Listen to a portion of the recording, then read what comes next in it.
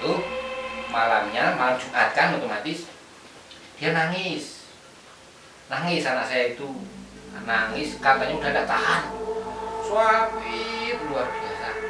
Itu pas malam Jumat. Pas malam Jumatnya total nggak bisa jalan.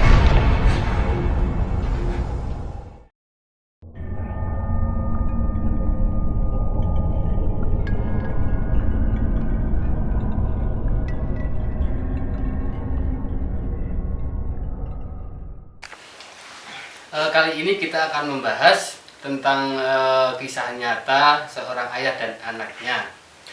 Dan sekarang ini di samping saya ada Bapak siapa, Pak? Imut Pristiwanto. Imut Pristiwanto. Ya. Nah, itu awal mula kejadiannya itu gimana itu, Pak? Kok bisa-bisanya anaknya itu bisa lumpuh? Itu dikarenakan memang penyakit medis atau gimana itu? Tidak ada. Secara keturunan pun tidak ada. Ya. Jadi kejadiannya begini. Sore itu menjelang maghrib, karena saya melihara ternak di pekarangan sana, saya lupa untuk memberi makan, jadi anak saya pergi ke sana menjelang maghrib. Menjelang maghrib, waktu kesananya lewat jalan di samping musola itu tidak apa-apa. Ketika berangkatnya tidak apa-apa. Kemudian setelah kasih makan ternak anak saya, kan kemudian pulang karena sudah selesai. Di pohon dekat batu situ di jembatan itu seperti ada yang nyangkut di kaki. Itu terasa kayak ada seperti tali atau apa itu nyangkut di kaki kanannya di bawah lutut kan gitu. Sampai rumah udah mulai mengeluh kan, Pak saya sakit tenggorokan. Waktu itu tenggorokannya tenggorokan. Kemudian diberi obat adem apa gitu kan, misalnya diberi obat penyegar lah istilahnya. Kemudian sampai waktu tidur ya tidur biasa malam itu. Saya ingat hari itu adalah hari Rabunya. Kemudian sampai Kamis pagi anak saya sudah mengeluh sakit seluruh badan kan. Tenggorokannya tidak sakit, tapi kata orang Jawa ki sikil awak kabeh itu udah pokoknya panas banget, panas seperti pokoknya demam sangat tinggi lah. Kemudian waktu makan pagi, Kamis pagi itu kan, waktu makan pagi udah tidak mau makan, jalannya udah diseret yang kanan kakinya. Oh, itu udah mulai terasa? Udah mulai terasa. Sampai saya karena petani kecil, saya tetap pesan cuman jagalah di rumah bapak sama ibu ke ladang kan gitu. Seperti biasa aktivitas, pulang dari aktivitas, anak saya udah tidur terus. Saya suruh bangun tidak mau. Saya sentuh badannya terus panas banget. Itu kata anak bapak itu gimana itu? Ya itu tidak rasanya itu seperti ada yang kata orang Jawa itu gubet ya, membalut sekujur badan. Itu kakinya udah, telapak kakinya udah bengkok-bengkok, udah ndak lurus lagi, udah kayak gimana ya, bengkok pokoknya lah, telapak kakinya udah nggak normal lagi.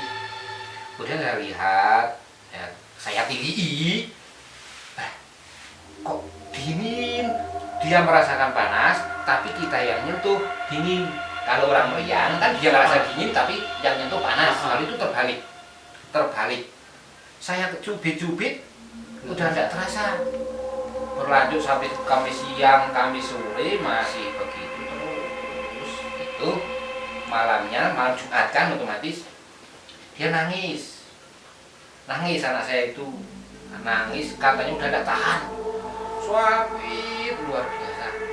Itu pas malam Jumat? Pas malam Jumatnya total nggak bisa jalan. Tapi kalau tangan atau apa masih bisa digerakin? Normal biasa, cuma kaki ya sekitar pusar bawah lah ya, pusar ke bawah. Dan nafsu makan tidak ada, orang gelemam itu kan.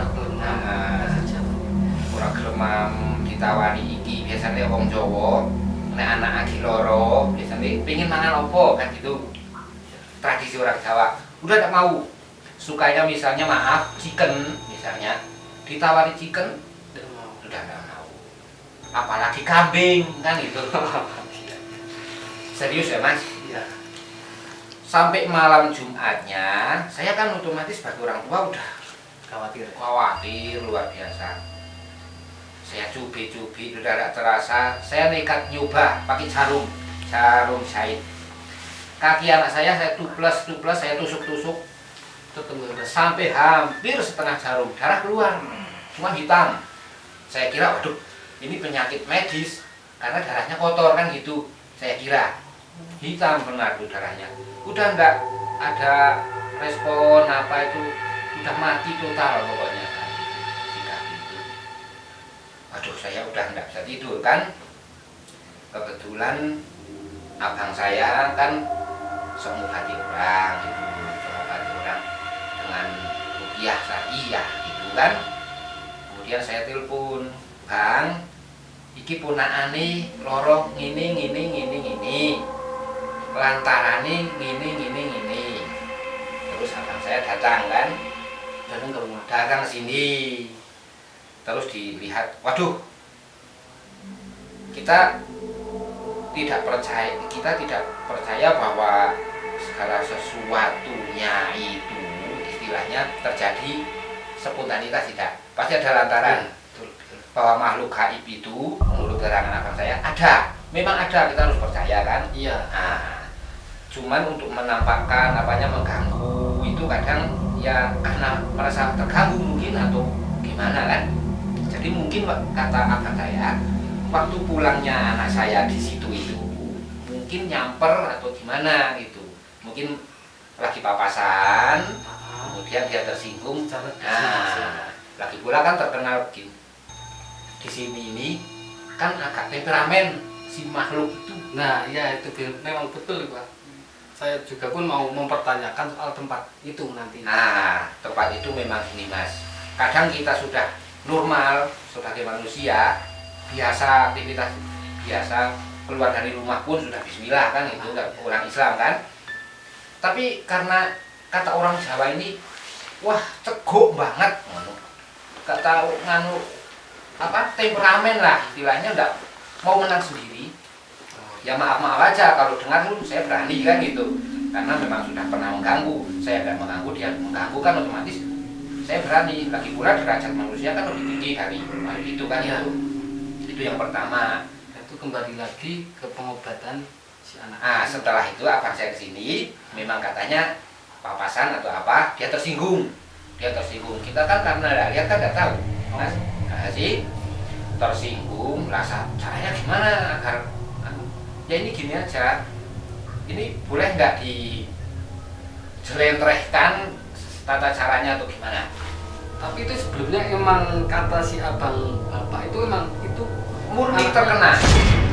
Terkena karena memang ada gini Mas, waktu zaman Nabi Ayub misalnya, kita sebagai kan setan itu kan memang kalau mengganggu memang langsung fisik bisa. Alhamdulillah kita manusia sekarang itu halus sekali, tapi kadang memang ada jenis-jenis makhluk seperti itu yang memang bisa langsung ganggu. Wong kita manusia normal keluar dari rumah mau yang baik-baik lihat cewek aja otomatis dia langsung ganggu, bisa kan? Iya. Kita matanya langsung gimana sama cewek kan otomatis bisa langsung ganggu. Begitu juga dengan itu.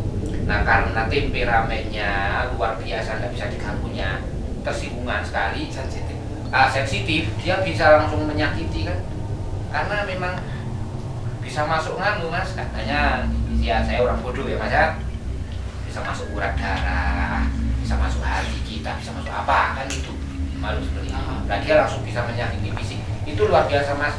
Kalau tidak jenis yang kuat nggak bisa, yakin itu. Ini bisa langsung anu saja, misalnya abang saya rekomendasinya macam mana untuk mengobati. Langsung itu yang gini Mas. Setelah kejadian itu, abang saya tidak nyombongkan ya, tidak nyombongkan abang saya, karena orang sudah biasa begitu dengan rupiah, dia kan otomatis ada jin-jin yang begitu, otomatis karena itu yang jahat, maka lawanlah dengan kalimat kan itu, kalimat Allah siapa yang bisa mengalahkan kan. Kemudian dia bilang, Mut, pokoknya usahakan kamu nanti malam Pas malam Jumat langsung itu kan Jumat, kemudian Jumat siangnya dia sini, malam Sabtunya saya harus pokoknya tidak boleh tidur, jam 12 malam minimal saya harus ambil wudhu, kemudian sholat hajat, minta perlindungan, kemudian bacakan ayat kursi 111 kali. Yakin itu mas? Di mangkok 111 kali. Tidak cuma satu orang kok yang nyuruh seperti itu. Sudah ada 2 orang yang saya anggap keilmuan tentang Islamnya sudah luar biasa istilahnya, nyarankan sama istilahnya kan gitu. Ya otomatis dengan Al-Fatihah urut kan. Nanti setelah 111 ditiupkan ke mangkok, kemudian kamu harus nekat keluar. Di mana tempat anak itu yang terkena, saya harus datang ke sana mas.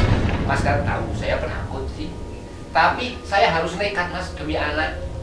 Dan malam itu juga. Malam minggunya kan, malam Sabtunya saya sebenarnya mas perasaan yo serah kena yo nggak enak banget. Pas baca itu juga gangguan sudah di sekitar sini sudah ada yang ganggu terus, masnya udah ada di belakang karena kebetulan di tempat ini pun ada mas istilahnya gimana tempat yang namanya jin setan itu ada lah kita kan, tapi di alam mereka cuma kadang menampakkan diri. Setelah saya proses, saya keluar mas, rasanya kaki ini tidak bisa melangkah saking takutnya.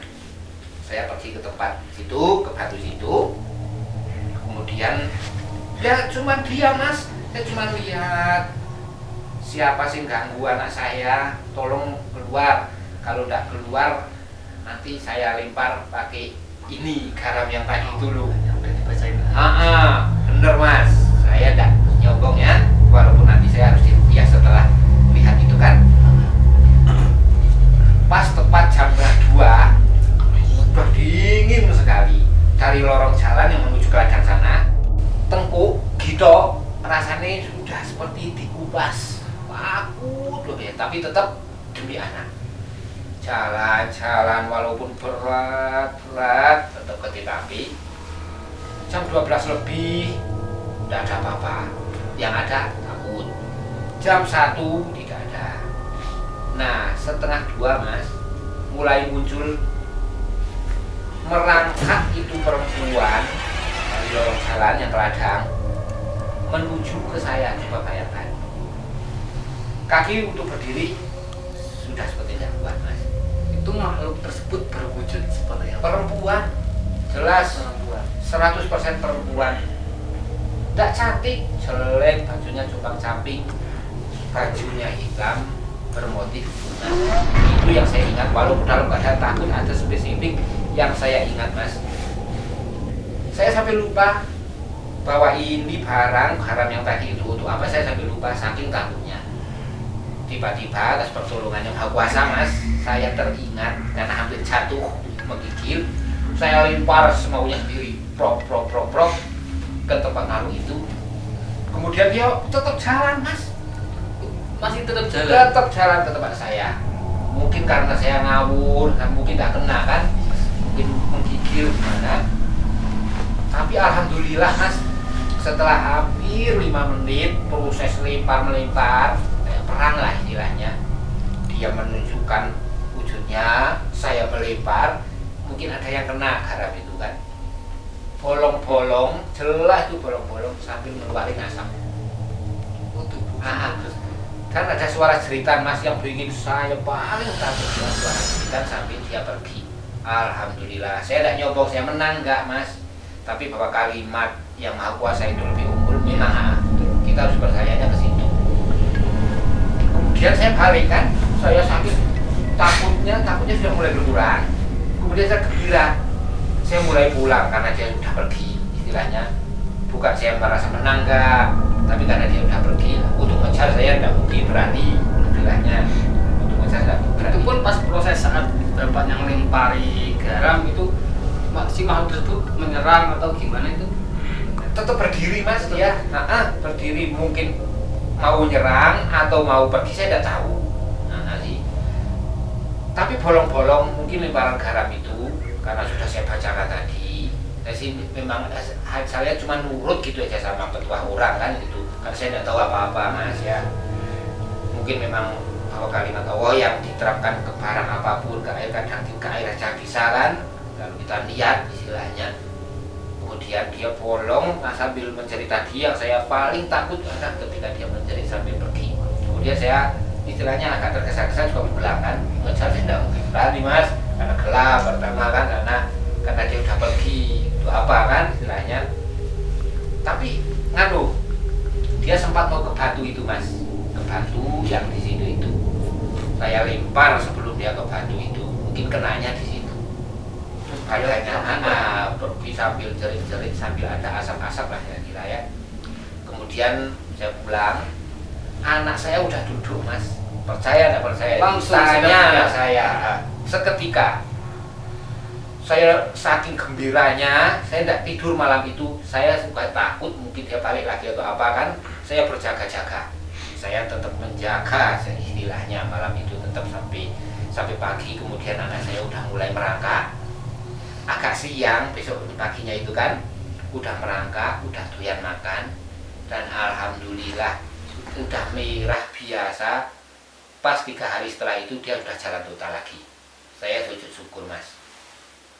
Itu istilahnya pengalaman pribadi saya tentang anak saya yang kata orang Jawa keserimpit gitu ya mas. Iya betul. Keserimpit. Berarti untuk kesimpulannya itu kita harus tetap mempercayai bahwa makhluk itu ada. Memang ada mas, diciptakan, cuman alamnya dengan kita kan beda kan gitu. Nah dari kembali yang saya tadi pertanyakan Pak, itu kan untuk tempat tersebut, untuk informasi dari warga sekitar memang terkenal werit, cara bahasanya itu angker ya. Nah dan itu terkenal dengan makhluk yang bernama Marni. Nah ya saya mau pertanyakan Marni. Nah makhluk Marni itu sebelumnya apa yang tadi Bapak lihat pas ini anaknya tentang masalah Marni ya mas, yang saya tahu